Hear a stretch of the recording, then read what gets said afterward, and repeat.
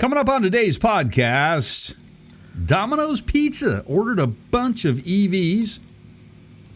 GM is no longer using Twitter for some reason. Could that have anything to do with Elon's takeover? Lexus, Toyota owners between 2010 and 2019. You might want to listen to this. You're going to lose some services. The F-150 Lightning seems to have a problem with a charging point. The Ford Mustang Mach-E ain't so popular anymore. But someone is gaining popularity in a little town called Lordstown. All that coming up right after this.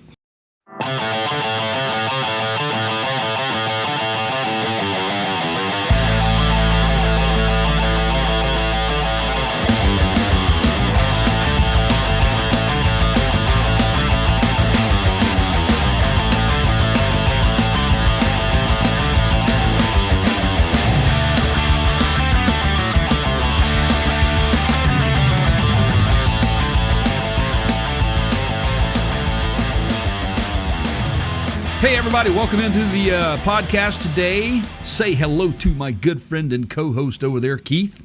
How are you, Keith? Never underestimate your opponent. Expect the unexpected. It's Swayze, man. I love it. Are Jay. you roadhousing on us, man? I want you to be nice until it's time to not be nice. Are we going to let's use this tactic as we're running around the mall trying to remove people from our path. Right. I'm telling you straight. It's my way or the highway. I love it. So, did you kinda know? Sounds like us. I'm right. Okay. Hey, what's up, everybody? How you doing, Jay? I'm great, man. You are also still on location. I am. In a remote location, undisclosed location, where it's a lot warmer there than it is where I'm at. If you hear loud noises, it's the Blue Angels flying over. So there you go. Well, there you go. That'll give you some sort of idea where you might be. So, I'm mortally wounded. Mortally wounded? In what way? What happened? There's so many great, back to Roadhouse. There's so many great, it really started the good bad movie or the bad good movie genre. Yeah. I mean, I just love it. Like, there's all these little life lessons and like aphorisms in there, and pain don't hurt. And I mean, it's just. I used to joke on this program all the time that I would refer to it as a documentary. You remember that? Right. I do remember, yes. I do. Found out. Now, you've seen this movie. Please tell me you've seen this movie, right? Roadhouse? Yeah. Of course. Yeah, okay. Who didn't? Well, there are about to be a new round of people seeing it, and I am not okay with this. Oh, really? Jake Gyllenhaal is behind a reboot, and they are... Oh, really? Yep, they're redoing it. See, man, that's like you can't replace Patrick Swayze in that movie and get the same results. It's not going to happen. It's like the whole Knight Rider thing, dude. So there are so many websites out there. I encourage you guys to Google this on the life lessons in here you go. Like, this is just one example that I found a few weeks back.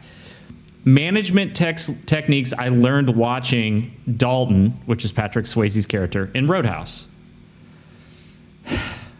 This is hilarious. There's people that like study that character and because there's so many like truisms about. I don't know if there is such a thing as the best cooler in the business, but the personality type. How to deal with bullies. Roadhouse is the ultimate teacher of how to deal with bullies and what happens potentially, the cost of doing so, right? Right.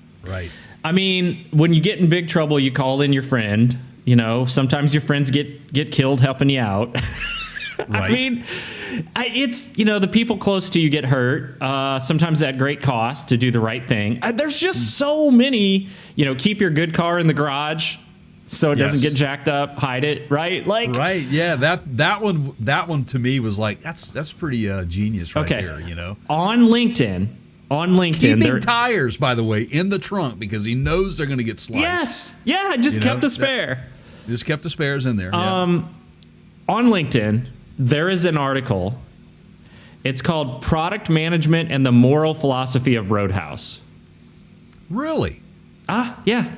Can we drop a link in our? We can put it on our LinkedIn page. But so here's my problem with this is there are some movies that you shouldn't touch. You shouldn't go back and redo. I'm with you.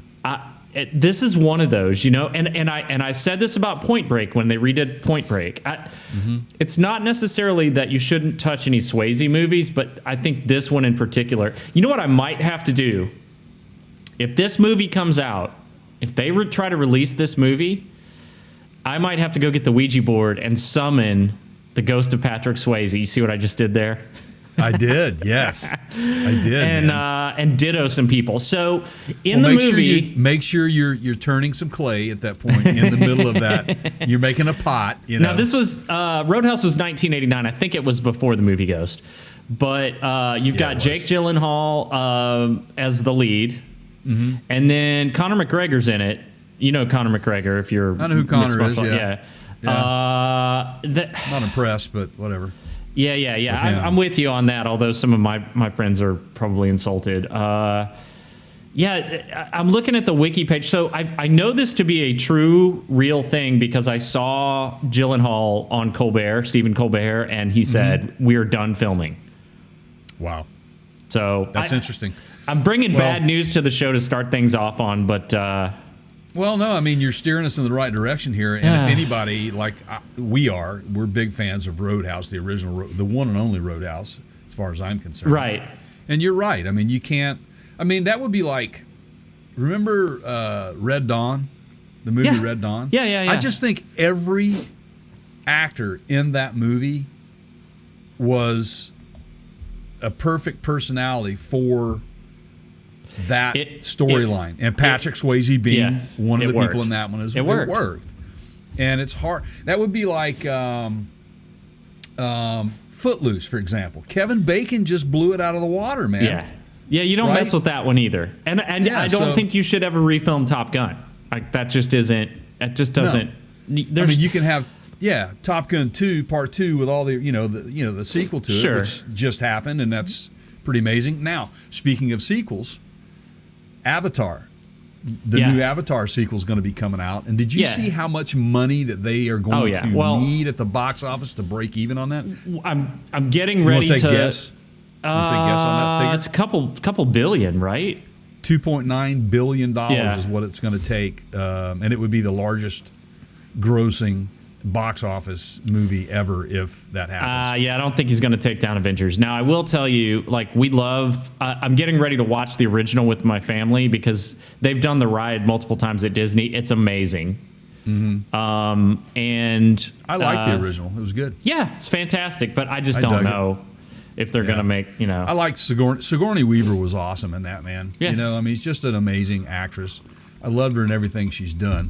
And she's in the... Is she in the sequel too? Or? No, well, she's in the Disney ride. Like she has a part in the Okay. Which is hard to believe, man. She was a theatrical actor, and was just trying to kind of break in, and she just happened to take a chance on this role because she loves to act, and she started the Alien series, which is I love it, man. Galaxy Quest, man. It's my favorite. Yeah. She was amazing in that. Yeah, she's good. She's good in everything she does. We've got entirely too many troublemakers here. Well, she was also great in Ghostbusters, the original Ghostbusters, which was amazing. Yeah, with Rick Moranis. What was I am the gatekeeper, or are you the keymaster? Right. Yeah. Right. Yeah, that's it. Yeah. She looked great now. She always does in anything she does. But anyway, so great. That's good to know that this is coming out. I'll be interested to see what it does. But Man. I'm not a big fan of the remake of movies that shouldn't be remade. I That'd be don't like think- trying to replace Smokey and the Bandit, right? I don't Burt- think that's right. Replace Burt. I don't think I'm done. I don't think I'm done being upset about this. I don't know. Well, maybe you need a little cooling. Maybe you need a cooler, to help you out. Well, we already know who the best cooler. That would be a life goal. Like, what do you want to do? I just want to be the best cooler in the business. What is that even? How many coolers are there? Right? Like, how many coolers are there in the world? True, the good ones. There's got to be very, very few. Patrick Right. Swayze set the bar in the movie for that, as far as that goes. And Sam I think Elliott, that we haven't even Yeah. I Oh, don't geez. think you recast that either. Like, that was just the perfect part for that character. Absolutely, I absolutely agree, man. Sam Elliott's awesome. I Love that refer guy. to my son as Miho in part because of him and his character in that movie. How's it going, mijo? Oh, okay, all right. Now, hey, speaking of rebooting, maybe you're not so off the rail here with this or not, but I texted you this last night. Right. It seems that Red Foreman and wife Yes. are going to be coming back with the 90s show, Yes. and it's going to be on Netflix, and I'm pretty happy about that, actually. So I will allow this one. So my initial thought was yes, but they have to do it right. Yeah, Okay. they do. I think, you know what I think they will be doing? I bet you that they will grab from the pool. You'll have Ashton Kutcher will probably, have a cameo. I bet you Topher Grace will have a cameo. Yeah. The only one that won't, I forget what his name is, but he was with the shades and curly hair. Yeah, right. He was on the ranch with Sam Elliott and Ashton Kutcher, which was actually a really, really good show. Deborah Winger was in it. I really thoroughly enjoyed that because I have a huge thing for Deborah Winger. I don't know what it is. Well, now but ever since the movie Officer and a Gentleman, man, she just did it for me. Sorry. The cat is out of the bag. There's something to do with that. I'm not quite sure what it is, but I guess dude is like facing some long jail time. Or something got himself in a little bit of trouble. Got him some troubles ahead. Yeah. So anyway, hope that he can see his way through that and get himself fixed and get back into acting because he's a good actor too. I like him. Yeah. So anyway. Wow, man, do we have a packed show today or what, Keith? I mean, I would say yes. I mean, you better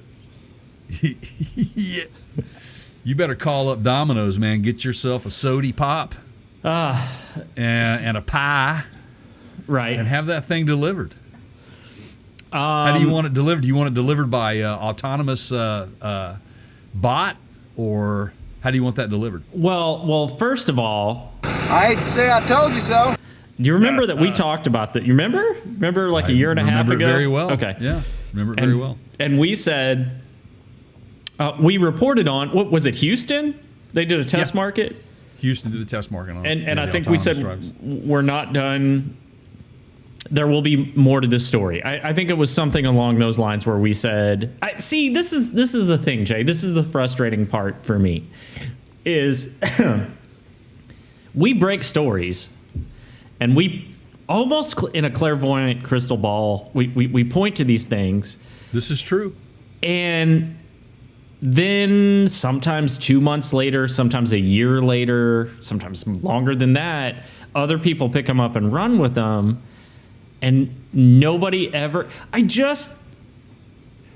The name Gurus is in there for a reason, Right. right? It is. And I feel like some of these other news outlets owe us a little bit, right? Like, I think know so it'll too. never happen, but look, we don't own a room full of crystal balls for nothing, right?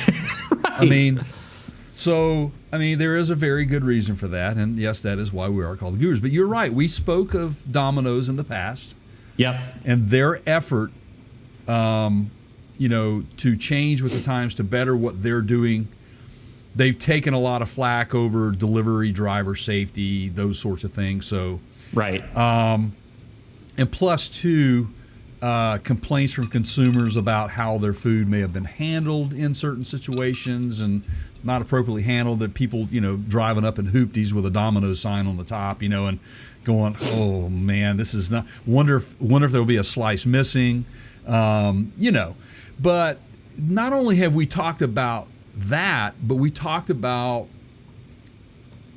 what will GM and Ford and all these manufacturers do when it comes to fleet situations. Who will they target? Yeah. What's their best audience, or what's their best customer? So here you go. So here right? you go. Yeah. Right. Yeah. And now So in this fantastic. case, it's the Bolt, right? The Bolt Right. EV, Chevy right? Bolt, right. And the good news, Jay, is if the pizzas start to cool off, they can just leave them in those bolts for a while and wait for it to catch fire, right?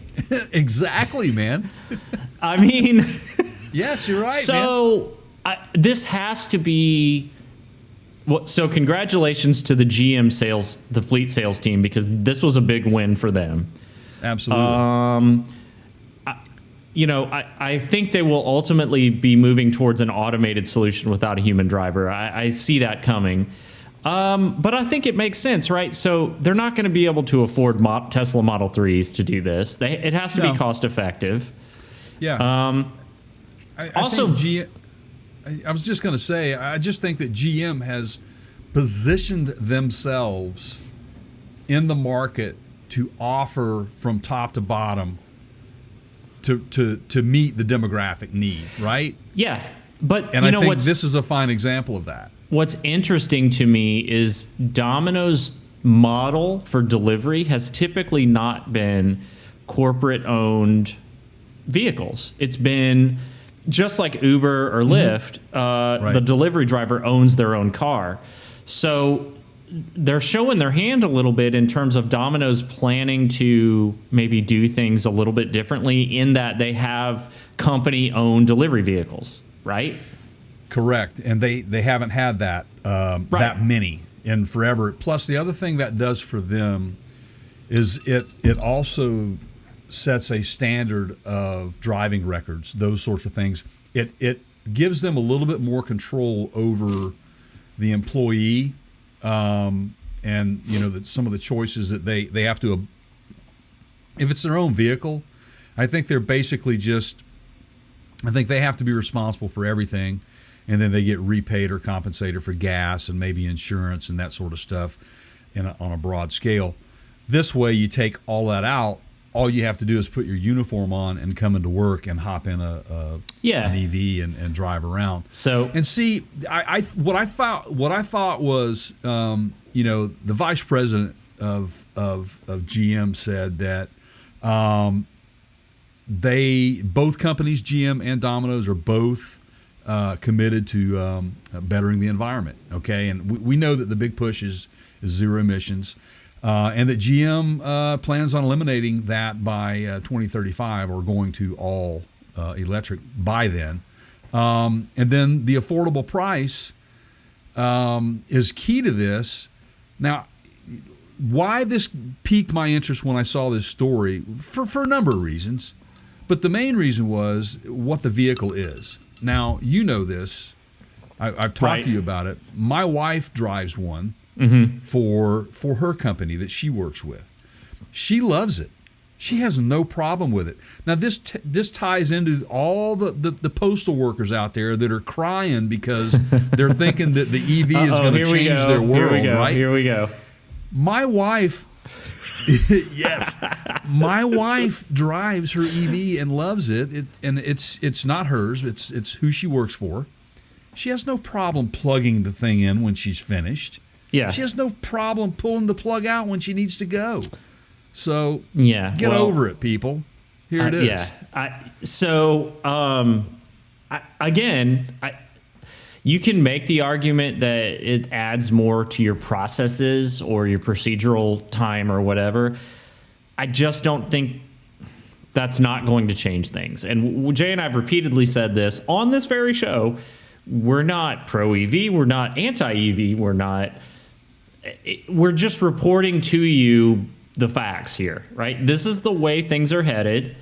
And, you know, if you don't like it, don't be mad at us, right? Right. Yeah, don't be mad at us. We're just giving you the news. Here's what I think is really cool about this, too, Okay. how Domino's has approached this, by the way, Yeah, okay. if I may. Please, by all means. They're being very transparent and open about this. There's an interactive map that you can go to on Domino's corporate page, and it's domino's.com/EVFleet/#giveaway. And they go in and they're telling you how many EVs they already have in service and how many EVs they're going to have by the end of 2023. But you can click on each state. It's an interactive map. That's cool. And see what's happening. So already on the road, they have 112 EVs already out there in service, okay? But by the end of 2023, almost 900. They're saying 855. Now, right now, currently, in the state of Washington, where I live, oddly enough, there are no EVs in their fleet. But South Dakota has 4. Go figure, right? That's so weird. Right, that is a little odd. Check this Yeah. out. You have, in the state of Tennessee, you have 2 EVs on the road right now, but you have 80 coming by the end of 2023.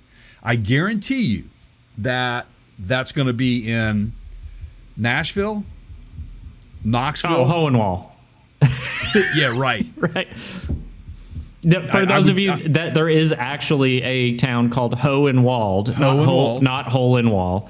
And ironically, little Jay, did you know Meriwether Lewis's death, like of Lewis and Clark fame, right? Yeah. Confidant to President Jefferson. Yeah. Big mystery surrounding his alleged suicide. Alleged. Yeah. Anyway, alleged. I digress. You guarantee Nashville and Nashville, Knoxville, Memphis. I think Chattanooga will be in there. I think Chattanooga. Yeah. I was going to say that. I think Chattanooga will be too because it's positioned nicely right between Atlanta and Knoxville, so it's a heavily traveled area right there. But I think the tech reason, hub. yeah, it is, and I think the reason why Nashville, Knoxville, and Memphis are probably highly targeted because of the university presence. Right. As well as the if you look at Nashville and you look at Memphis, they have professional sports teams. You have a lot of people traveling in and out of town to come see these. So you're going to want to have and college towns historically have tons of there are usually more Domino's, more pizza delivery places in college university towns per capita. Like there's more stores. Jay, did you know, little known fact, did you know I used to be a Domino's driver? You did tell me that. I think you Okay. said you got jacked up one time or something, didn't you? Didn't you like jacked up? What is that? I mean, like gun pulled on or something, or no? I don't remember. Maybe that was weird... one of my other. Maybe it was one of my other Domino driver friends. Yeah, I don't think that was me. Friends. We've got entirely too many troublemakers here. So, my boss at the time. Now you have to remember this was 1990, so it was a year after Roadhouse came out. They still had the 30-minute delivery guarantee. We did not have GPS, and I had a Ford Mustang, but it was a little bit older. It was 4 or 5 years old, and occasionally it would have issues, and it would break down. The owner, the manager of that the manager of that franchise had a brand new IROC Z. Back then, it was a pretty hot car. Right. And I secretly loved it when I would have car issues because I would get that. I mean, he would yell at me. He was very much like an old school football coach. Like, he was verbally just abusive, right? But I would take the abuse because I got to drive his brand new IROC. So it was kind of fun, You're smart, man. Yeah, absolutely. You got to play well, up. Wouldn't you? I mean, it's worth getting yelled at a little bit to bust around in that play car. up to it. Yeah, absolutely, man. I'm going to pick just a few states that, to me, that are going to. Let me give you the projections here. Like I said initially, Washington State, they have 0 on the road now, Domino's, and by the end of 2023, they're predicting 0. That's odd to me. Neighboring state, Oregon. 0 on the road right now, with 9 coming by the end of 2023. This is no surprise. California has 0 on the road right now, but by the end of 2023, they're going 105. This does not surprise me either. Florida, 0 EVs on the road, 6 in 2023. Virginia, 15 on the road now. However, 56 coming by the end of 2023. You have to remember that's DC. DC, yeah. That's got to be DC, yeah, absolutely. And let's see New York. New York is slim, man. 2 EVs now, 4 EVs by the end of 2023. Yeah, I don't think that's they get creative there with not all their delivery drivers are driving cars, right? Like they do some bicycles, some EVs. Who knows? One wheel, right? You know what I'm seeing though? I'm seeing the majority of these by end of 2023, the large quantities of EVs that'll be there, are mainly states that have very large, high-profile universities. Right. Yeah. Alabama. They have 0 on the road, but they expect to have 38 EVs by the end of 2023. Well, it makes sense. I mean, the operating cost on those is, again, the only thing that doesn't necessarily register with me is why the company is paying for vehicles that historically the drivers have been required to provide on their own, meaning you bring your own vehicle. But who knows? I mean, that's a, 800 vehicles is not a huge. It's big, but for Domino's, it's not like crazy big, right? Right. It's not. Man, Indiana just went all in, dude. 43 EVs on the road now. That's Bloomington, right? Yeah. And they expect 93 by the end of 2023. And Notre Dame. Yeah. This is true, yeah. You got big universities. You got Champaign-Urbana over there, too, though, you would think. Well, that's Illinois, right? Right, and they've only got 7 EVs coming REO Speedwagon territory. Yeah, I guess what you're storm out. I guess what we're saying here, Jay, is ultimately you have to expect the unexpected. Never underestimate your opponent. Expect the unexpected. Right? There you go. Okay. Hey, guys, if this has been at all valuable to you, make sure you leave a comment, down here in the comment section of any video that we put out, including this one. Make sure you subscribe to our YouTube channel at youtube.com/Parts County Gurus. Make sure you subscribe to our podcast at any of your favorite podcast platforms. We are there. We've added a few more new ones over the last several weeks. I think iHeartRadio being one of them, correct? Is one of our new platforms. So if that's your game, go ahead and grab that and listen to us. Just make sure you subscribe and always give us a review. Tell us what you think about what we're doing. Let us know what we can improve on. On the podcast platform. Well, on the podcast that's the best way to help us promote it. When you leave a review, other people basically get notified that we exist. Right. And like I love to say, if you don't have something nice to say, talk to Jay first before you leave the review. Yeah, right. The best cooler, the best cooler in the business, right? And together you guys can take it outside. Love it. Just love it. I'm simultaneously like, I've always loved Roadhouse. I'm happy to have it back in the news, but I'm sad that I don't know. Like, some of the classics, though, even when they do the remakes, it's almost like your girlfriend just broke up with you or something. It kind of is, yeah. Well, think about it. Would you ever redo the famous Jimmy Stewart Christmas movie? Heck no. I mean, well, no, only if they put Ye in as the. Oh my God! Wow. Okay. No, I'm just joking. Where are you going with this, Jay? No, the reason why I say Ye because Ye thinks he can be anything. Right. Hey Ye, we'd like to not welcome you on our podcast ever. Wow. Yeah, I like to avoid some controversy is good, but then there's that, right? Yeah, that guy, man. He keeps interesting company too, by the way. So there you go. Do you tweet a lot anymore? I mean, are you still tweeting? I mean, we're on Twitter, by the way, guys, and you can check us out over at twitter.com. And we are we're Parts County Gurus, but we are at The Counter Show is what we are if you want to find us there. So personally, I tweeted a few weeks back. The biggest thing trending on Twitter right now is Twitter. Right. I was a little apprehensive about putting out any of the videos that we just released out on Twitter, which, by the way, guys, You don't have to just go to YouTube. You can go to Twitter. If you're on Twitter, we post our videos over there as well. So make sure if you don't have a Twitter account, or if you do have a Twitter account and you want to hang in there and with a deep breath, not knowing what's going to happen to it, you might go there. So I have changed my mind a little bit over the past week on Twitter. Everybody likes this kind of reality TV kind of mindset, like watching train wrecks in real life. I'm noticing that, yes. Yeah, and so obviously there's some of that going on with Twitter, and so you have people like General Motors, like some of the news outlets that basically said we're pausing from Twitter, right? Like GM in particular, Right. I think, which is where you're going with this.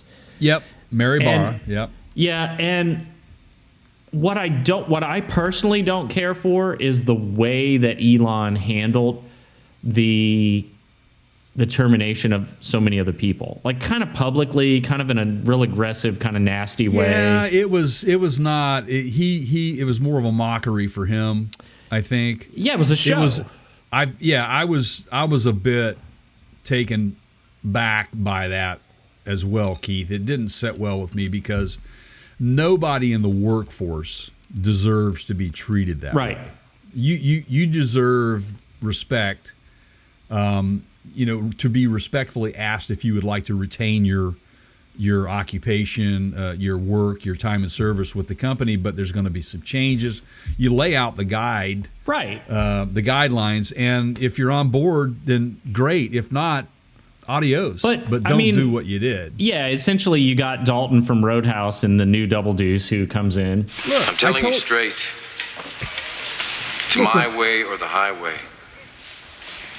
So anybody wants to walk, do it now. I mean, think about it, dude. That's Yeah. exactly what he did, right? He did, and you know what's funny about that? I can see physically right now. I can envision Dalton walking in with a kitchen sink too.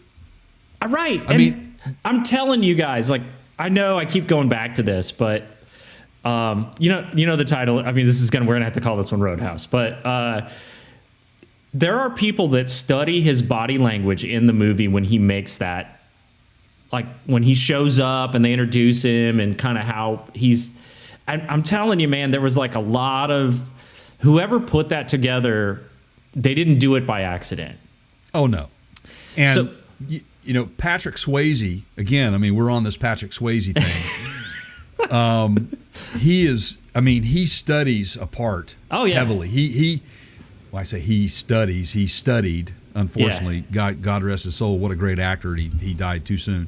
But every role he was in, you could tell he studied that, man. Like we had this conversation with our good friend Marlon Young about method acting. How do you act? Right. And how do you learn to do these things? And Marlon is such a cool cat about it. And I can envision Swayze having that same mentality and approach to the work that he does. And right. So back to Elon. So the thing that I've kind of turned a corner on, where I'm trying to withhold judgment, is Twitter was losing a lot of money every year, like a lot, like billions of like with a B, billion. And right. So you can't continue to do that in perpetuity or you're going to go bankrupt, right? So something had to change.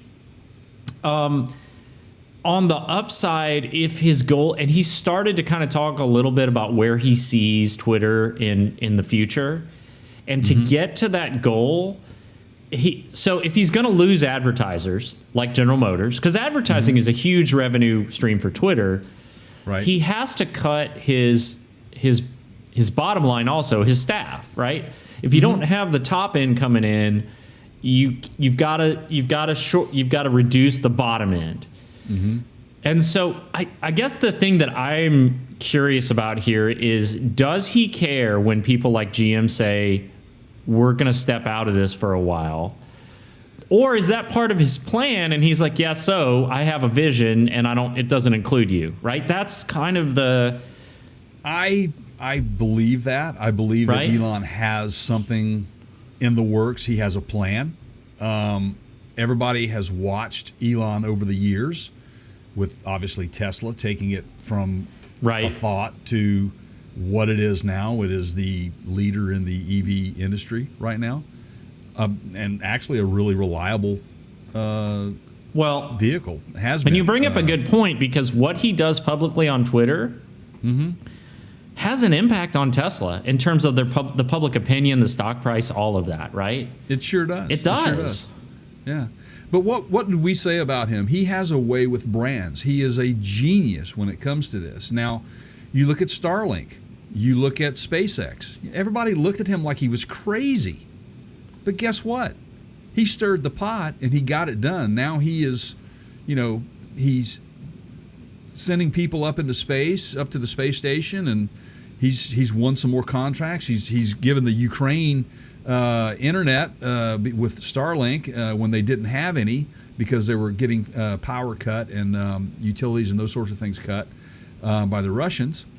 So some of the things that he's done is some really groundbreaking things and has impacted our society as a whole quite heavily. And he continues to do so. So Twitter will probably change even more than what we know it. And what I found interesting is let's just get to the meat and potatoes here. The reason why we're talking about this is that GM CEO, who is Mary Barra, we all know who she is. She's the chair and chief executive officer. GM, and that's Mary herself, GM, Buick, Cadillac, Chevrolet, GMC, those brands, the last time they tweeted anything was October 27th, which coincides with Elon's closing of the purchase of Twitter. Now, can I say this real quick? What I found interesting as one of the reasons why Mary says this, she says, and I'm not sure I buy that this is even a valid point here with her. She says, with a competitor owning the platform, a competitor, she's talking Elon Musk, Tesla, right? It's important for us to ensure our advertising strategies and data can be safely managed. GM said this in an email, adding that the company sees Twitter as just one of many channels available to share information and would choose the channels and platforms that can be most effective at any point in time. I'm not buying that. I mean, Elon can go anywhere. She's saying the same thing that I'm thinking, which is, so you're not going to tweet, so you're gonna totally isolate yourself from your followers on Twitter and your competitors even.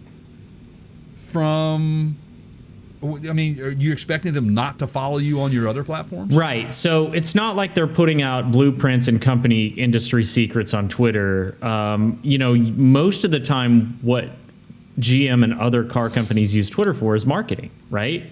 Yeah. Now, I want to add a little bit of clarity, I guess. GM is actually still tweeting, but not, they're replying.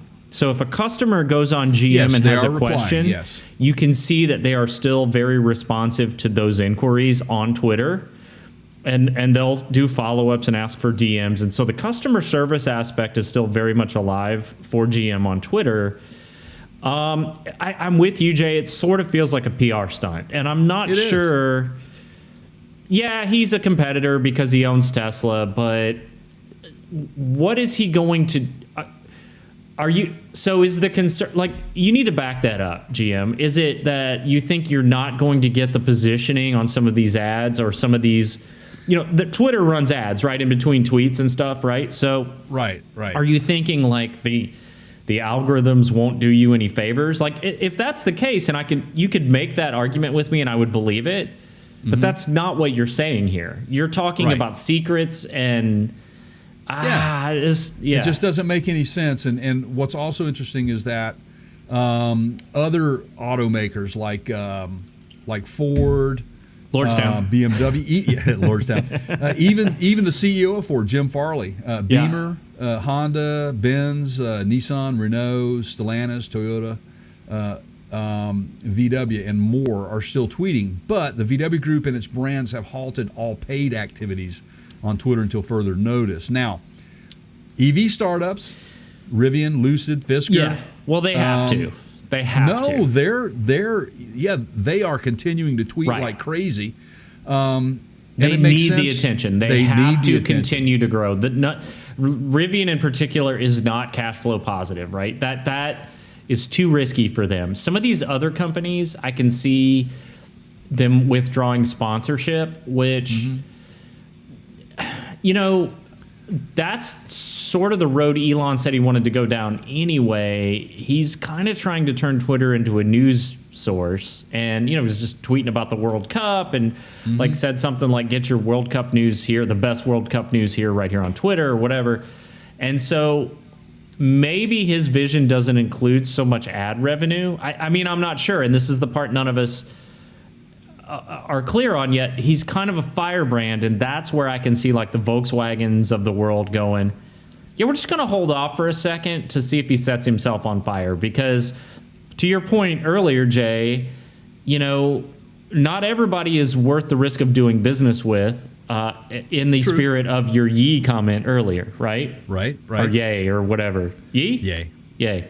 Maybe it's ye. Yay. Well, I was thinking Hey. Yeezy. It's yay, I think. It's yay. As in Kanye. Kanye. Yeah. Yeah. He's a genius. He's Yeah. a genius. Wow. Yeah. Oof. Anyway, it's just I don't understand it. Obviously GM has the right to do anything that they want to do. It's their business. I don't see what this is going to. If anything, I can see it having some negative impacts from some of their followers. Of course, though, they did the same thing when they said, "Hey, we're going all electric," and they still got people buying cars. And then you have the old faithful, Corvette owners that had the front engine and said, "Oh, I've never bought another Corvette my entire life." But it turns out it seems to be one of the better selling generations, the C8 mid-engine, which is a pretty awesome ride. I think people quickly figured out why GM did what they did. GM was positioning themselves for even further down the road to go all electric with this thing, and it's happening. And that's it. So get ready for that. So what do you think the long-term effect could be from this, if anything at all? Do you Nobody think will anything care. at all? Nobody will care. I don't. You know what? I think you hit the head of the nail. I think that the ADD society that we live in right now, where people are so short attention span. I mean, for example, the Ukraine. It was all you could do is watch the Ukrainian war on the news 24/7 for the first 3 weeks of this thing going on. Now we're months in. You just don't hear that much about it anymore. It's very bad right now. Yeah. So, so GM, you might rethink it. If you don't Everything care, is, I don't really care. It doesn't It's bother me. eyeballs. We know this, Jay. It's all algorithmic. It's all how many clicks and views and eyeballs do you get. Advertisers are very focused on sometimes the wrong things. Sometimes it's, what's your customer base? How many subs do you have? And what they really need to be looking at is, what's your quality engagement, right? Like, of these clicks or views, what's the conversion rate? How long do people come back? Do they follow? But that's not what it's about right now. It's about give us red meat, right? Short attention span theater. Right. Yeah, absolutely. And that last tweet, by the way, that Mary Barra put out, she basically says we're making big investments to give GM customers a seamless transition to EVs, including working to provide access to more than 100,000 charge points throughout the U.S. and Canada. Did you see some of the responses to that tweet? The first no. one. Enlighten me, please. Okay, so one guy, J. Porter 1975, says, 11 months I've waited on chips for my truck. Guaranteed it'll be the last GM product I'll ever own. Now, GM responded to that. Yeah. They responded. They say that is a difficult statement to respond to. GM takes comments like this very seriously, and we don't want to see you go. Our team is happy to check on the status of your chip. Feel free to send us a DM with your VIN. Very well handled, yeah. Yeah. I mean, that's it. That's how do you deal with it. It's fair of this guy to be mad at GM for the delay in the part, but you think they're But- the only company? I mean, they're all suffering from this, right? They're all suffering from it. And here's the thing, though, to key in on what you and I just stated, there's people that just don't care about the Twitter Right. side of this stuff. They're more interested in what is GM doing for us. And here's the same tweet, the comment on the same tweet. The guy says, any thoughts on changing General Motors, the General Motors name to something like Exceptional Motors? I wonder how many customers don't want something that's general. Basically, thanking Mary, and I'm proud of you for bringing EVs to the world. So you got people are on board. Yeah. So you're going to have both sides of that. And I think that GM has been in the battle long enough. I think they'll be okay. I'm just having a hard time understanding the step away from Twitter. I get it. It's their right, though. Yeah. They can do that. So But you and I just sit here and watch the show, right? You know, I'm that's here it. for the That's bar all we do, fights. man. Yeah. Is it the Twitter show or the shitter show? I mean, yeah. So, right. Right. So, Right. yeah, it's People who really want to have a good time won't come to a slaughterhouse. So, what's Ooh, next? boy. What's next? Is this the one I've been waiting right, for? Speaking of Slaughterhouse, Yeah. Yeah, we want to talk a little bit about our Asian friends from our Japanese manufacturers, Lexus and Toyota. We think they have a problem. Don't you? Let's just tear right into this. this is man. Let's bad, just- man. This is bad. we- and It's not good. I'm It's gonna not good. have a special message at the end of this from Dalton for someone at Toyota. But Before this we start, though, Keith, yes. may I? Yes. May I just say this before we get into this? Everybody who is listening to this, if you are an owner of a 2010 through 2019 Toyota or a Lexus, you need to be paying attention to this, and you make sure that you contact your dealerships to see if you're affected. You It's can a go to their lot websites of cars. and you can find out. It's almost a lot 10-year of cars. range. It's a 10-year range, everybody. But If that's you, yeah. But that's not the only story we're going to pull out of this. So This- get ready. So okay. hold on to your hats and wigs. Yep.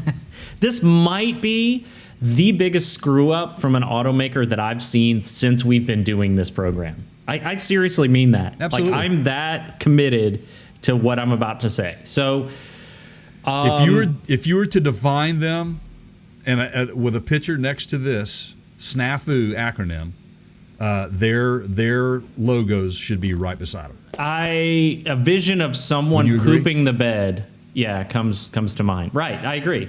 Yeah.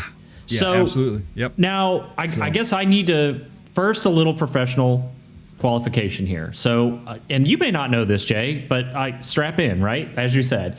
So, Yeah. Jay and I Wigs come and from keys, man. the automotive industry. Of the two of us, Jay has way more experience on that side than I do, but I'm familiar enough with it to know protocols and procedures at a high level. Okay. You may not know this about me, Jay, but before you and I worked together many years ago, I had 10 plus years in the wireless telecommunications industry. Did you know that? I did know this. We've had this conversation. Okay. Yes. So you are very well versed. I know the in the technology. subject matter. I understand cellular. When I now let me put this in perspective for you. When the first iPhone came out, okay, it was on the 3G network. I think, if not for sure, no. Actually, the second iPhone was iPhone 3G. The second Correct. iPhone. So it's iPhone 3G. third generation cellular, right? Third generation cellular, right? Right. So that's how long 3G has realistically been in place, since the second iPhone.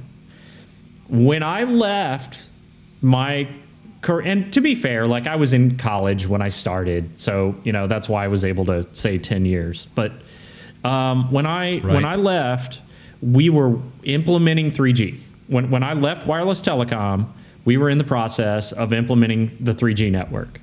Okay. Now, you and I worked together. How long ago was that, Jay? 10 plus years? 15? It's been a while. At least, yeah, it's been a long time. Yeah. This was before that. So that's how long 3G has been in existence. Okay. And I got your message. The recording should be fine. We're having a little bit of a technical glitch here, everybody. But I think the issue that I have here, so to get to the meat of it, is Toyota has been putting 3G chips in their vehicles until as recently as 2019. 2019. Toyota and Lexus, the same under the same correct. model, yes. They continued to build vehicles with 3G parts until 2.5 years ago, before COVID, before the pandemic. Let's go 3 years, okay? Yeah.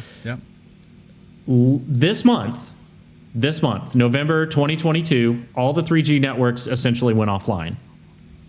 Yeah. If you have one of these Toyota or Lexus vehicles, and we can give you the full list here, it includes ranges all the way up to 2019. I think it's 2010 to 2019. Is that right, Jay? Yeah, it's 2010 to 2018 on the Lexus models and up to 2019 on the Toyota models, correct. 2019's a lot of the 4Runners were affected. That's correct. Okay? Yep. So the problem that I have with this is, at a minimum, Toyota has known 3G was going away for about a year and a half, 18 months. Right. Okay. Yep. And yet, they didn't communicate to what I would consider effectively to their customer base. And the worst part about this is there's no solution. Unless you consider trading it in for a new one a solution. Right. So why does this matter? Why could this matter to you if you own one of these affected vehicles? And we'll put a list on the website and mentioned on the podcast page. And if this makes a video segment, look for it in the description. Because if you have any of the remote accessible features, to include the app on your phone, remote start on a Lexus, even with the key fob, if you were paying that monthly fee and your vehicle is in this list, that's not going to work anymore. It's all part of the Inform platform, the ENFORM platform that includes Safety Connect, Destination Assist, like you said, Remote Assist, Service Connect, all the stuff. All the services stuff. Vehicle locator, warnings that tell you if you left the car unlocked. Some of the things that I liked, which included like guest driver features. So think side shot when he's old enough to drive, right? Like you could know A, where the car is, B, how fast it's been going. You can limit some of that. That's all disabled now. Right. And the reason this is such a blunder is because Toyota chose, even after they knew the end was coming, to continue using 3G cellular chipsets. Correct. And the only reason, I don't know why, but I would guess that was a cost savings move, right? I'm sure it was, and I bet that they looked at their demographic on how long do our owners keep their vehicles before they trade in. But Toyota, who notoriously has a longer life expectancy, like that's one of the big, right? I mean... Right, if I've got a 2019 Toyota 4Runner at this point, I mean, we're only talking about a vehicle that's only 3 years old. Right. 3 years old, man. A 3-year-old vehicle, right. If you took a 5-year note out on a $55,000 4Runner, you're still paying for it, and you've completely lost your ability to connect remotely to that car. And the way Toyota does this, a lot of these remote start, you can't, if you're not paying them a monthly fee, you don't get that feature, okay? So this is the issue to me. Is, like on our Lexus Inform, we were paying $16 a month, right? There's a lot of revenue that Toyota is losing now because of this blunder. And my wife, by the way, she called them and she said, hey, we got a notice on the app. It's not working anymore. And they told her, well, we're not charging you anymore. And my wife said, because I coached her, do you have a solution? Is there anything we can do? I mean, I told you, Jay, I'd be willing to go and pay for a cell card upgrade if they had a swap out option. Right. No, nothing. Yeah, that's insane, think about man. the monthly revenue that they are now without it being able to get in a time where all the automotive industry thinks about is how to go back to that same remonetization well. And somebody just completely blew this. They did, man. And they're not the only ones That's fair. that chose to do this. However, the majority of manufacturers out there, for example, General Motors, they offered upgrades to 4G and 5G networks. Right. General Motors, for instance, on the what is it? They had over-the-air software updates to OnStar equipped vehicles, which keeps them connected. But they did not. They did not put legacy hardware in there that could not be upgraded, as Toyota Correct. did. And you look at early 2010 Subaru vehicles; they require a physical upgrade to keep the Starlink system operating. Why can't they do a physical upgrade? Yeah. There's got to be an answer to this, man. I think on some of those Subaru covered the cost. I'm saying that I would even be willing to. I'd pay for it. Give me a paid option to go in and pay for that card replacement. I would do it. Yep.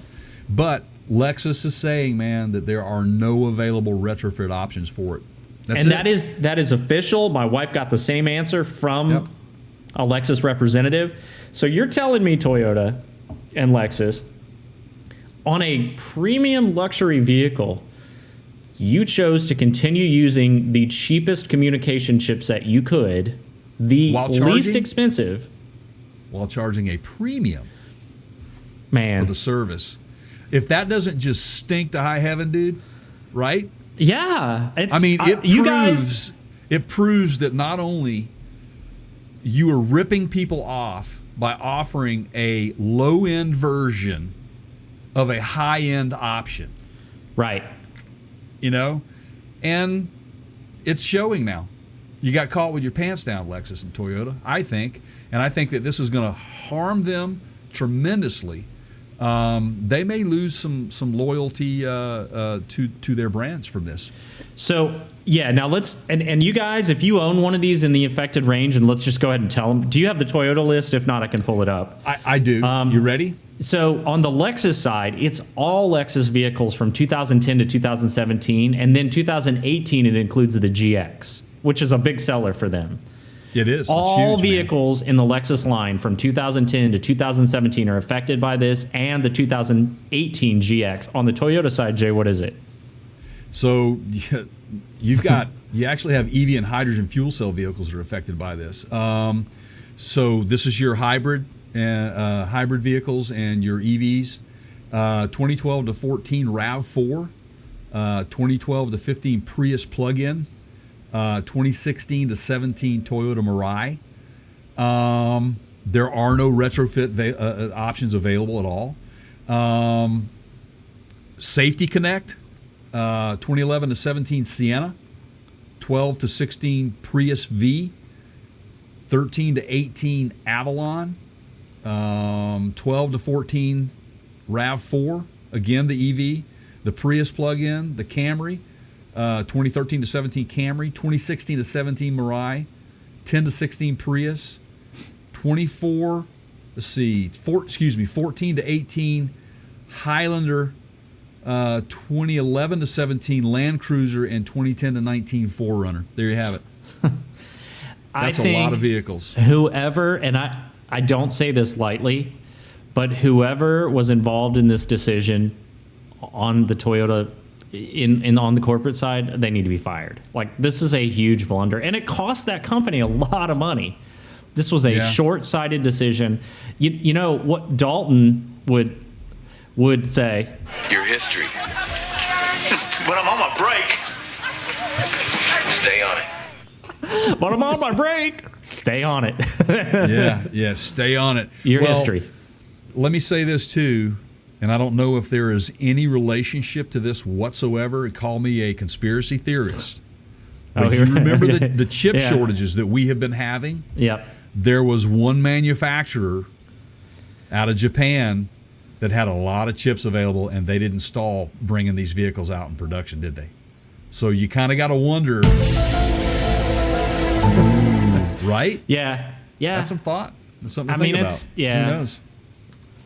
It's crazy, this is not their first year, their 10th year, their 20th year, their third decade in business. You guys at Toyota have to know better than this. This is so bad. Absolutely.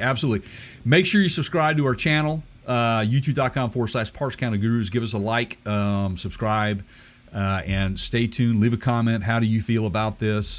Make sure you stay tuned to our channel because we will be bringing you some updates on this as they come to us. So thank you for listening and watching. Man, that is a big, big blunder, dude. I don't get it. I really, really, really don't get it. It's insane. Well, and they tried to spin it a little bit and say, well, the cell carriers just cut us off. Right. Yeah, because you were using a legacy technology. You remember the switch to digital television? I do, yeah. It would kind of be like starting up a new television network a year or two before the switch to digital and only being over the air. Right? And then blaming the FCC or somebody like that. Right. I mean, the FCC warned everybody. They've been warned. This is not, I guess, the point that I'm trying to make here, or was trying to make here in the previous segment, is, the blaming the cell industry thing. That's okay. Let me give you the automotive equivalent.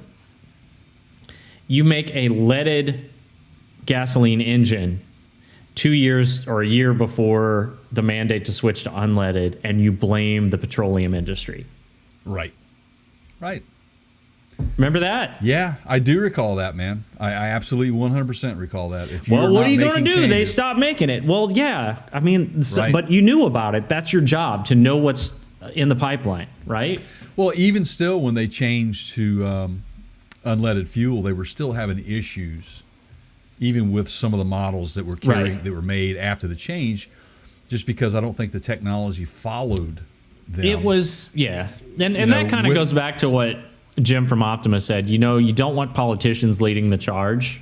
You want the auto enthusiasts. But again, like we always say, Keith, the aftermarket has a way to fix the problems, and therefore you had a lot of aftermarket companies. And one company that you and I used to work for, Valve Seat Inserts, was how they started. Yeah. And Valve Seat Inserts, the reason why they became such a huge deal in the cylinder head resurfacing and rebuilding industry is because of the unleaded fuel market, and they basically cracked the nut on how to deal with it. So to this day, I still think that some of those early small block Chevrolets are still like the number one selling valve seat inserts and valves in the world. Well, that's because of all the mail trucks. Right. Sorry. Right. Sorry. No, they weren't GM, man. They were Ford. Wow. Remember that clown? Hey, clown, you want to come on our show and let's talk about this? You postal clown, you. Anyway, I love it, man. Wow. We've talked heavily, Keith. But back to the 3G thing, though, real quick. Yeah. Remember me telling you, here is an absolute fine example of being ahead of the curve. Where I live, it's a gated community, and there is cellular service that is linked to the gate, so people can punch in a number and call the person from the gate to let them in. Right. Well, that's done through cellular service, not a landline. Cellular service. Ours is, and we got a notification over 3 years ago. Right. To the HOA stating you need to be changing your plan because 3G is going away. We're going to no longer service 3G after a certain date. Do you really think Verizon and T-Mobile and all the other carriers in the world with as many endpoints in GM vehicles, in Toyota vehicles, in Ford vehicles didn't reach out to those corporations and say, hey guys, little heads up for you here? I mean, do you really think they would risk pissing off Ford by waiting until a year from the cut over to let them know? They were in talks. That Toyota and Lexus's decision to do what they did here is completely on them, man. They had all the necessary information, all the product at their fingertips to make this right, and they chose not to do it. And in my opinion, it's a black eye on these guys. That's just my opinion. And I'm allowed to have that, people. So there you go. Whoa. We welcome your comments, everyone. All right. Yeah. Let's talk what's Ford. Next? Yeah, Ford. okay. If you insist. Yeah, let's talk about the F-150.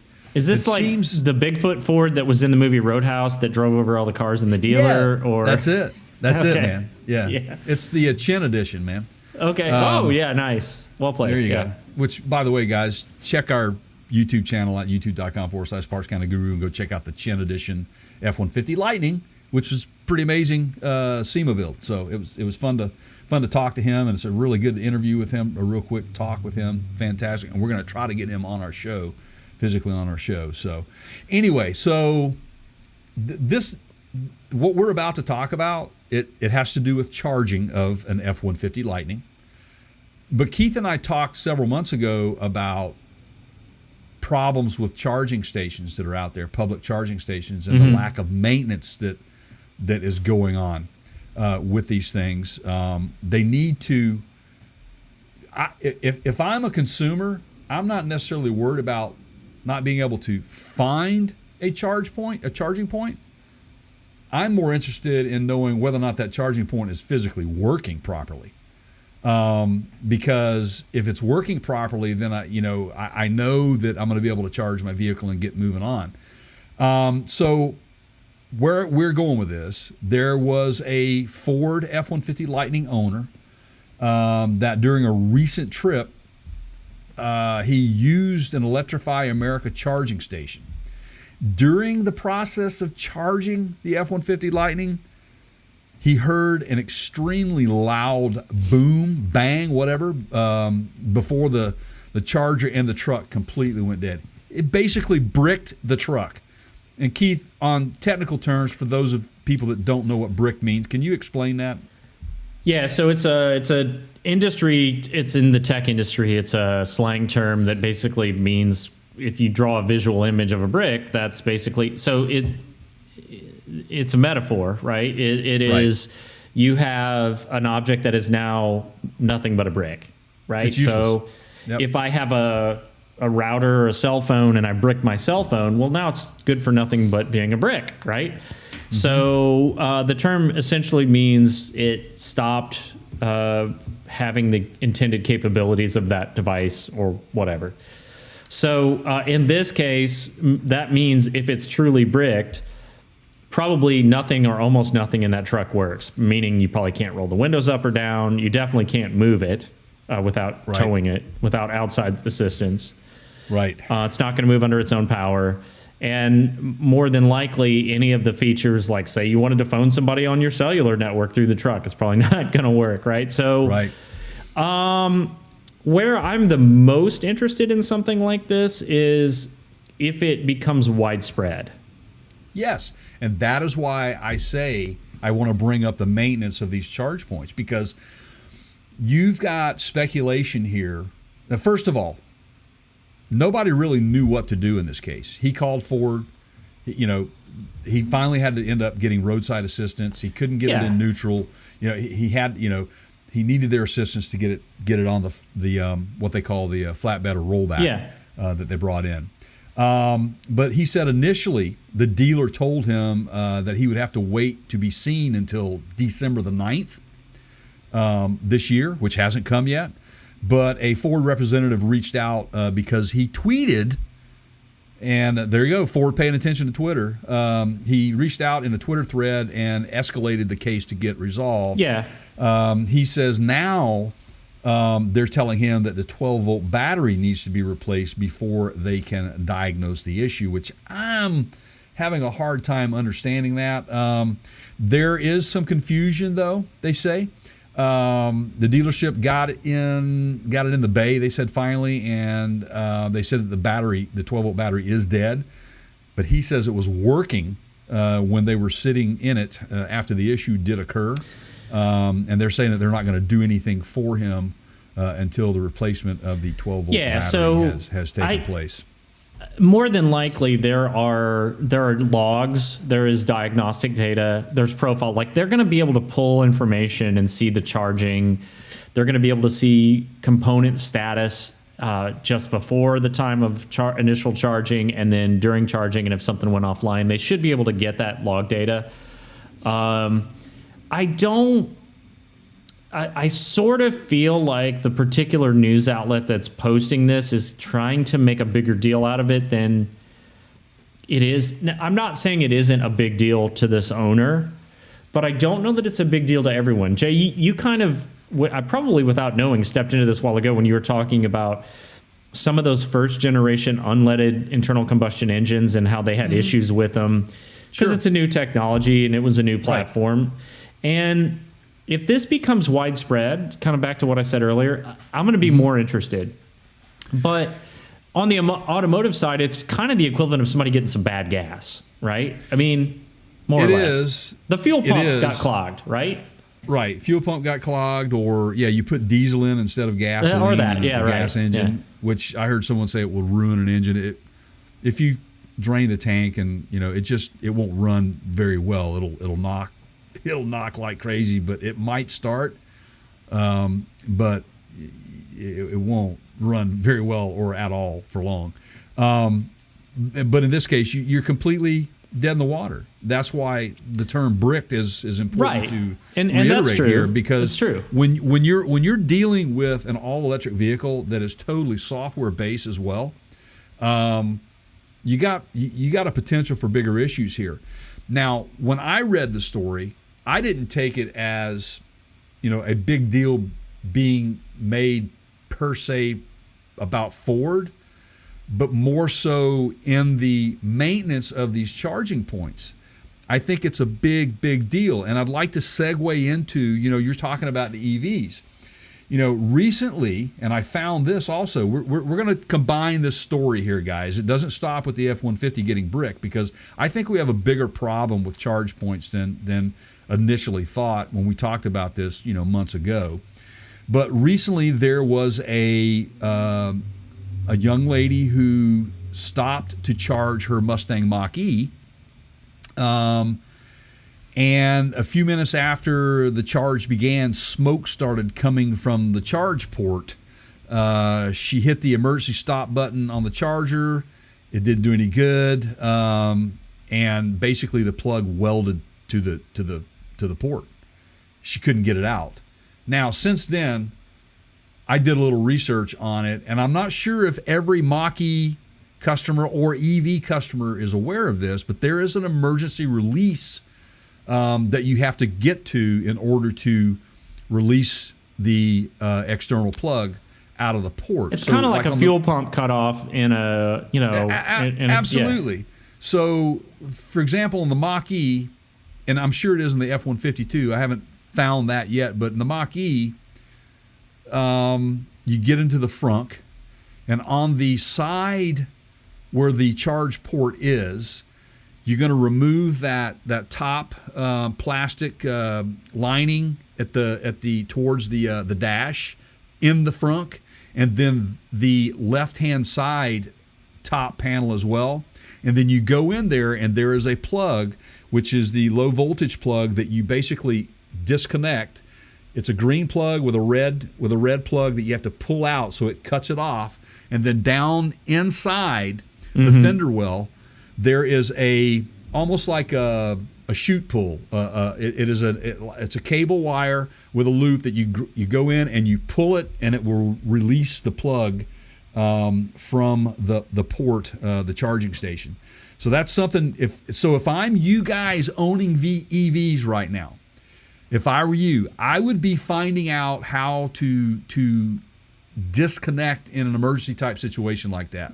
That would be high priority for me until there are better ways to deal with this. And I still think it's the charge point problem. Well, it could have been a faulty plug, man. now on the charge point side. from the pictures that I saw, that's an interesting point that you make, because it looks like the part got welded to the car.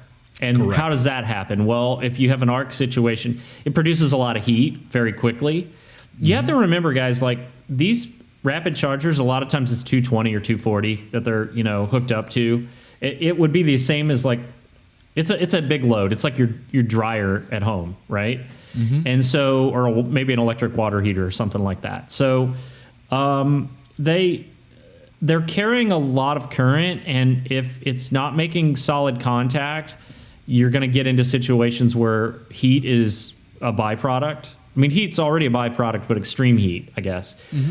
Right. If the fault is on the side of the charging plug, which is kind of what this looks like, that part got welded to the car. Now, it could have been dirty. There could have been debris in it. But I know and this isn't just true of Ford. This is true of GM, Rivian, Tesla, all of them. The plugs in the vehicles themselves are rated to handle more current than they tell you to hook up to it, than is being Right. delivered.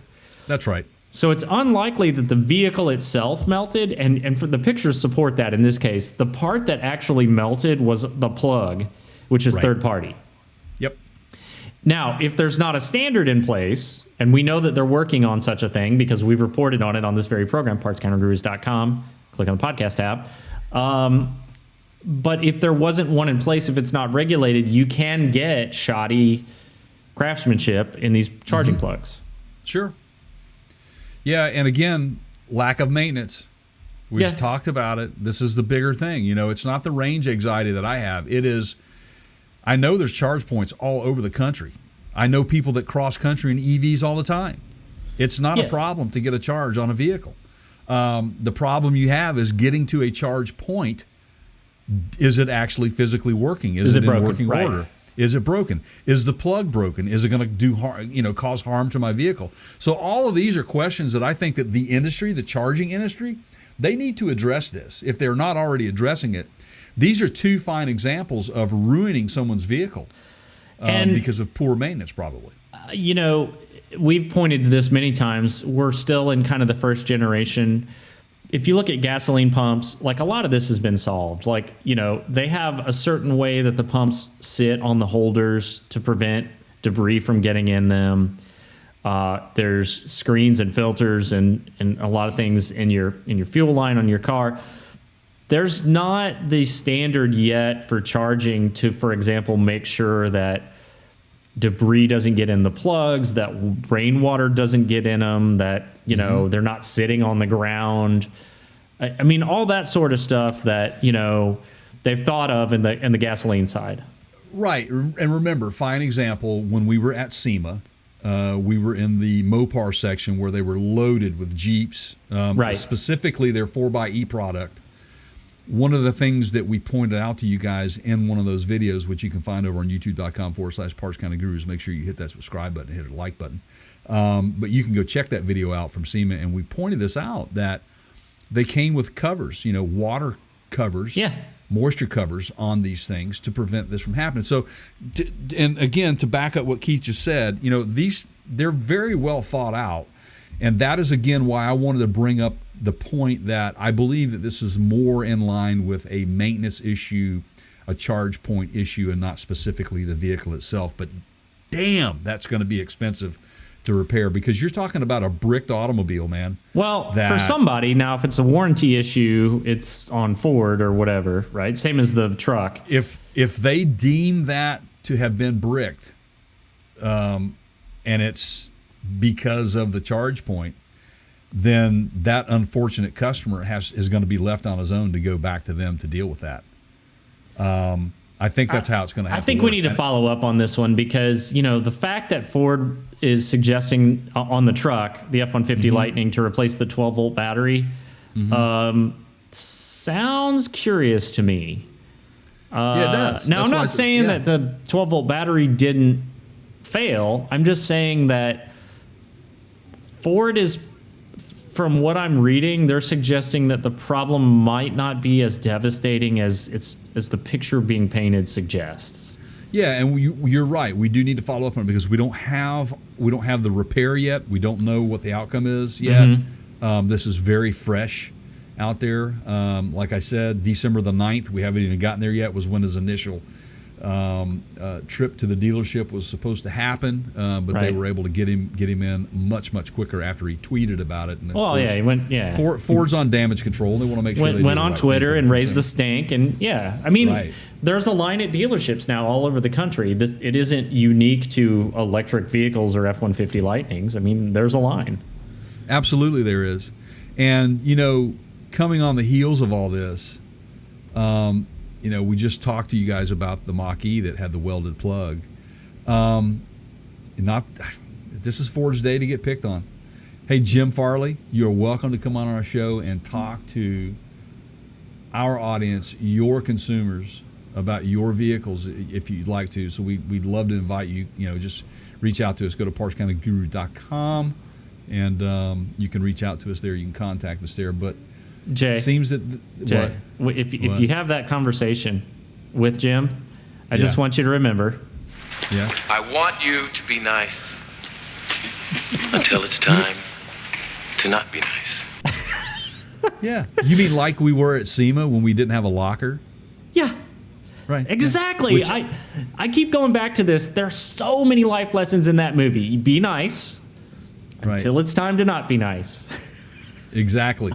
But there is a fine art to understanding that moment when you no longer be nice. That is why there is only one best cooler in the business. That's it, man. That's it. But so, Jim, your beloved Mach-E has fallen from grace, apparently, with Consumer Reports. So Consumer Reports has, they spoke very highly of them. In fact, I think the Mach-E might have been EV of the year in 2022 or 2021, but they've fallen from grace, and Consumer Reports is no longer recommending the Mach-E. Now, that could be due to a lot of things. The market has flooded since the Mach-E came out with so there's a ton of recommendations that Consumer Reports could be making. But when Consumer Reports stopped recommending them, Ford came out and said, look, we listen to all the customer feedback, including Consumer Reports, and the concerns that are raised by our customers. The survey that Consumer Reports took, the results were from a population of vehicles early in the launch of these vehicles, and those concerns have since been addressed. Ford did go on to say that it already issued recalls, and we talked about that here on this podcast, for some 2021 and 2022 Mustang Mach-E's, and it's provided various software updates related to some of the reliability concerns. We said this, and we should have a show on this, period. I had someone ask me, my good friend Joe, owner and proprietor of the Union Tavern here, wants to buy an electric vehicle. He says, what should I buy? I said, I wouldn't be asking what should I buy. I would be asking when should I buy? I hope you started the conversation, Jay, because we're talking about a tavern owner, right? Yes. I hope you started this conversation with, I'm telling you straight. It's my way or the highway. I should use that on Joe the next time I see him. you did, like, That's man. awesome. That is awesome. Yeah. And when, right? He could have When. used a cooler Exactly. He could have used a cooler a few weeks ago, man. They had a little issue in there, but Wow. Joe handled it. But anyway, the point I'm trying to make here is that I have said this, Keith has said this, we have both preached this to everyone out there. We're in the first generation of EVs right now, guys. We are nowhere near perfection at this point. Even Tesla, who's been at this for a long time, is still going through some growing pains. Yep.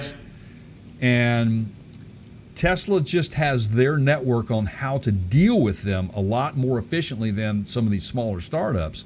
They've been around a while. They've dealt Sure. with some of the same problems. So they have repeat issues, and they know how to deal with them. But a Lucid or a Fisker or a Karma, or you got to be very careful, guys. Yep. So Even Rivian. Even Rivian. And what I am saying is, me as a consumer, am I buying an EV? Not right now. It may be several years down the road before I purchase or even consider buying an EV. I think you'd be fine to go get a PEV, like if you wanted to get a Segway or one Or wheel one wheel, yeah, or there you a bike. I mean they're the reliability, but they're not. I wouldn't say that's way past first generation at this point. That's battery, motor to the Yeah. wheel. We're done. There's no Yeah. software type stuff going on. Yeah. I mean, there is. Well, there is, but yeah, but on a it's- smaller scale. Yeah, Right. It's not like there's not a lot of stuff going on those Right. types of vehicles. But vehicles, yeah. So the moral of this story, guys, and you heard it here first, that because of these issues that we are seeing, not only in the charge point business, but also the EV business themselves, you might give it a little time. I think that 2030 is a little too soon to say that's the cutoff point.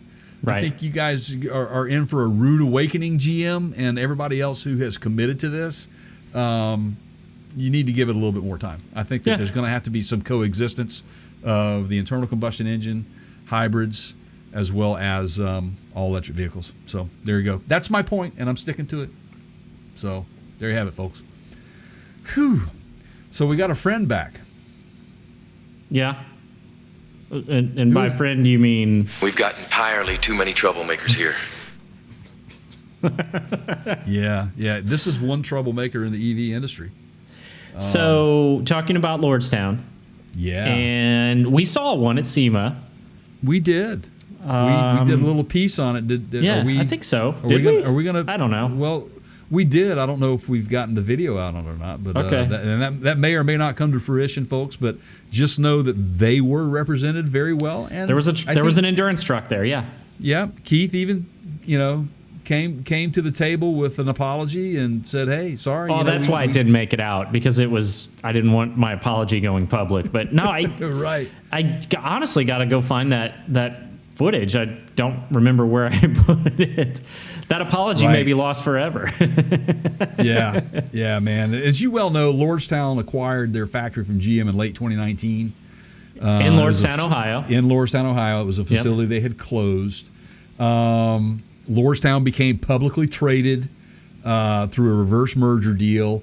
The company was on NASDAQ in October 2020. Soon after that, guys, COVID hit. Manufacturing issues hit, supply chain issues hit. They became a target of some Securities and Exchange Commission investigations. Oh, they became a target of my investigation. Right. Hindenburg Research accused Lordstown of misleading investors about the strength of its truck so that pre-orders. was the one that, and I believe that was really before the pandemic affected them. Yeah. So what we're talking about, and we have not changed our opinion on this, or at least I haven't, and I'm not unwilling to give them credit where credit is due, but that all stems from, if you're not familiar with it, their CEO at the time, I think it was their CEO, came out and basically touted that they had a bunch of orders on paper, and Hindenburg Research got involved and said, like, a lot of these orders that they're claiming, the people that ordered them don't even know that they have ordered them. So it's sort of a soft agreement kind of deal. Like, it wasn't a formal commitment. Which is not uncommon. It's not uncommon. It can happen, but it was a little shady. It was a little shady. Bob Chapek moving the Disney Plus numbers around to make his budget look better, and he got fired for that. So, anyway, I think the issue that I have with that in general is that same leadership group kept running their mouth about any day now you're going to see our truck, just wait, we'll show you. Right. And it's not that it's a good or bad truck, it's that you're kind of talking a big game, but you're not walking the walk. Right. And we took a lot of heat from some of our listeners that watched the video, which, by the way, you can watch any of these videos at youtube.com/Parts County Gurus. We keep saying that, but we have to remind you that some of this stuff is really, really good. No, it's all good, right? And so now we have news that it looks like 500 of these trucks were. So the government approved them to be sold, essentially, and there's a more technical term for that.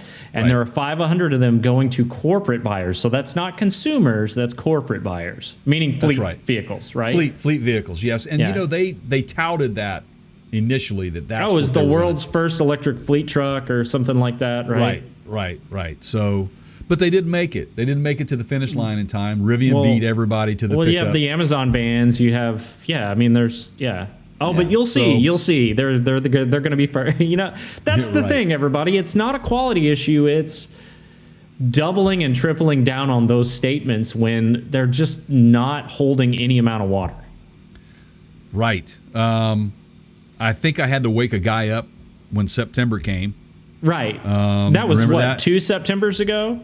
That was right. We have just had our second September, and here we go. We saw our first endurance production vehicle at SEMA 2022. So that was after. So you're right. 2 Septembers. And then something else that happened during all that time. The CEO, Steve Burns, resigned from the company. So Yeah. everything took a. He was on his break, and they told him to stay on it, right? Right. Yeah, he was. Yeah, exactly. He was running his mouth about. He had a media day. There were so many things, just pomp and stance. That it was just a big sales pitch. Right. That's all it was, and it never came. But now, Lordstown, they sold their factory to Foxconn for $280 million. The contract manufacturer agreed to take over the manufacturing of the Endurance pickup and said it will produce EVs for other manufacturers at that same plant. Foxconn is also making Fisker's electric Pear utility vehicle and Monarch's electric tractor at the Lordstown plant. But here's what I find interesting. Volkswagen has reached out to Foxconn about building the new Scout. Yeah. I don't know if you knew that or not. I didn't. Weren't Foxconn involved with Apple and their car? Yeah, so Foxconn historically, I had heard that alleged. Historically, Foxconn is an experienced chipset manufacturer. They have done work for a lot of the silicon companies like Apple, but a lot of it in the past was like motherboards and semiconductors and that sort of thing. But yeah, it makes sense. Go to the company that has the experience, right? Apple didn't they didn't manufacture the first iPhone. They contracted that out. Right. For quite a few years, they relied on Samsung for a lot of those components. And so that's not a bad move here in the United States, where Volkswagen doesn't necessarily have the manufacturing presence for EVs. But it sort of smells to me like Lordstown is shrinking away, right? Like they gave up the plant. They now are.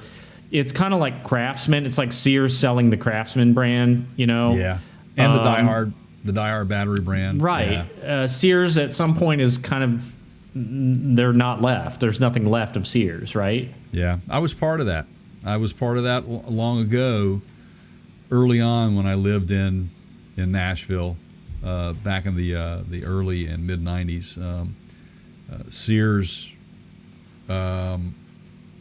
got into the tire selling business. They owned NTW. I remember that. Remember all that? And then they just opened up just auto part stores and shut their service centers down. Western Auto, that is, because they owned Western Auto.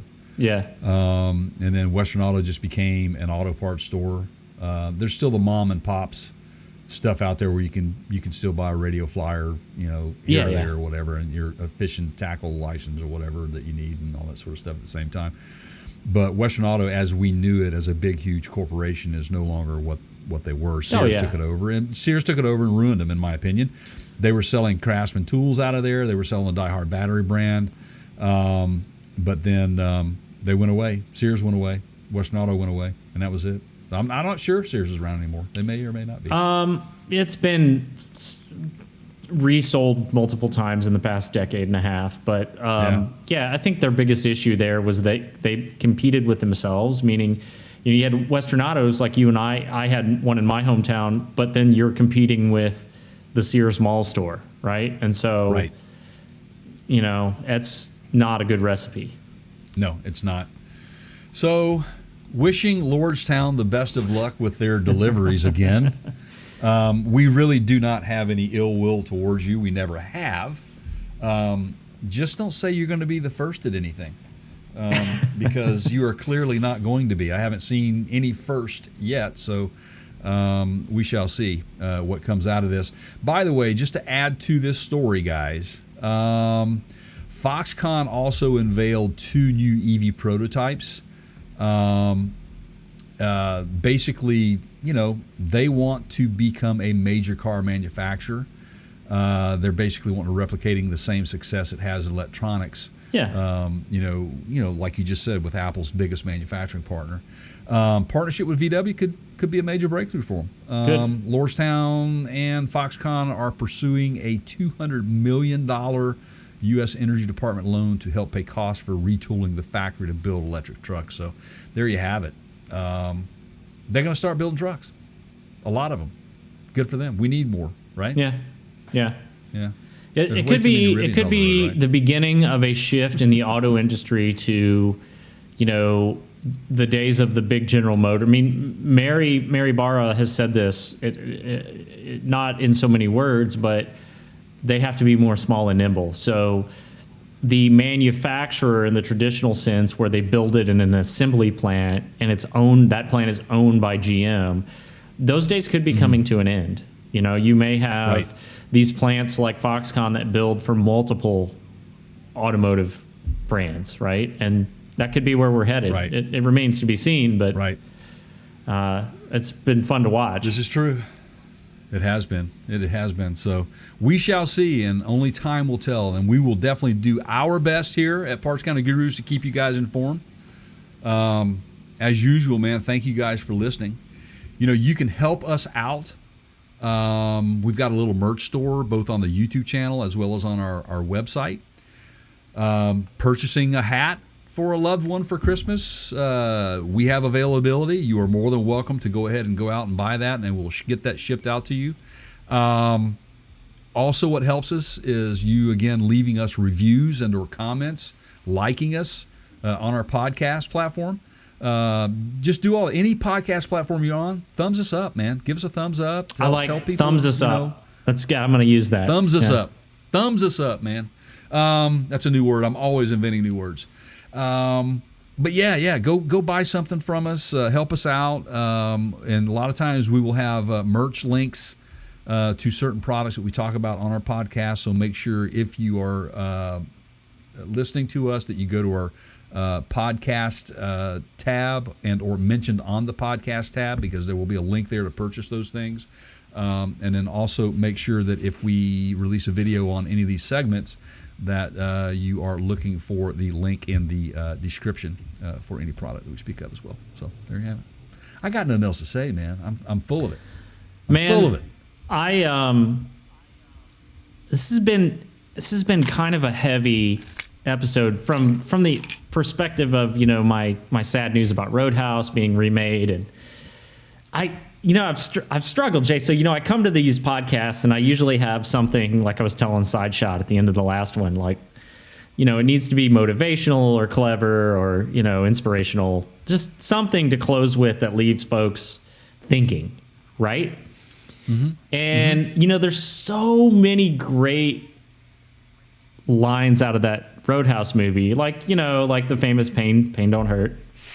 Do you enjoy pain? Pain don't hurt. And on the surface, they sound so simple.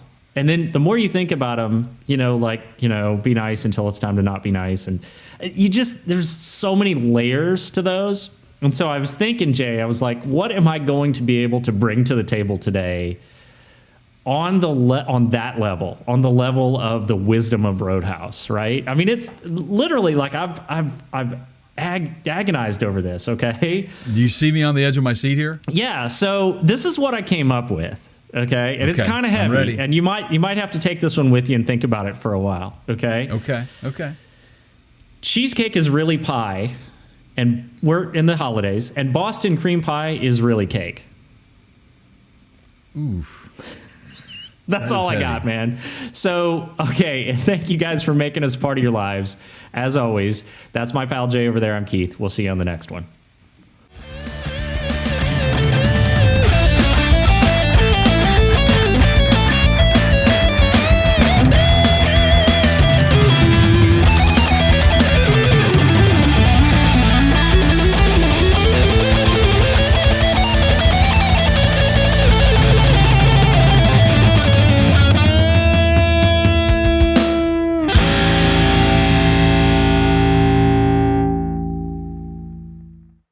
Well, it was a good night. Nobody died. It'll get worse before it gets better.